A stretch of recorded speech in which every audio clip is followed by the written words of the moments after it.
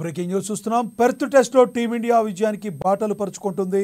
Border Gavaskar ట్రోఫీలో భాగంగా ఆస్ట్రేలియాతో జరుగుతున్న తొలి టెస్ట్లో టీమిండియా మ్యాచ్ను శాసించే స్థితిలో నిలిచింది. ఇవాళ ఆటకు రెండో రోజు కాగా ఆట ముగిసే సమయానికి భారత్ రెండో ఇన్నింగ్స్లో వికెట్ నష్టపోకుండా 172 పరుగులు చేసింది. తద్వారా భారత జట్టు ఓవరాల్ ఆధిక్యం 218 పరుగులకు పెరిగింది.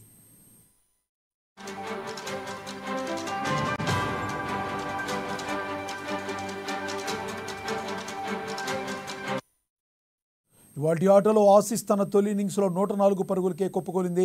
కెప్టెన్ బుమ్రా 5, కొత్త బౌలర్ హర్షిత్ రాణా 3, మొహమ్మద్ సిరాజ్ 2 వికెట్లు తీశారు. అనంతరం రెండో ఇన్నింగ్స్ ప్రారంభించిన టీమిండియాకు ఓపెనర్లు యశస్వి జైస్వాల్, కేఎల్ రాహుల్ తిరుగులేని ఆరంభాన్నిచ్చారు. ఈ జోడీని విడదీసేందుకు ఆస్ట్రేలియా బౌలర్లు విఫలయత్నాలు చేశారు. రెగ్యులర్ బౌలర్లకు తోడు లబుషినే, హెడ్ వంటి పార్ట్ టైం బౌలర్లు బౌలింగ్ చేసిన వికెట్ మాత్రం దక్కలేదు. స్టార్క్, కమిన్స్, హెజిల్వుడ్ వంటి స్టార్ ప్లేయర్లు టీమిండియా ఓపెనర్ల ముందు తేలిపోయారు.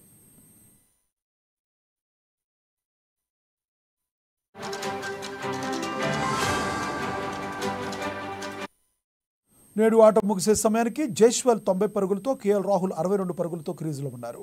జైస్వాల్ స్కోరు 7 4లు, 2 6లు, రాహుల్ స్కోర్లో 4 4లు ఉన్నాయి. ఈ మ్యాచ్లో టాస్ గెలిచి బ్యాటింగ్ ఎంచుకున్న టీమిండియా తొలి ఇన్నింగ్స్లో 150 పరుగులకు ఆలౌట్ అయిన సంగతి తెలిసిందే.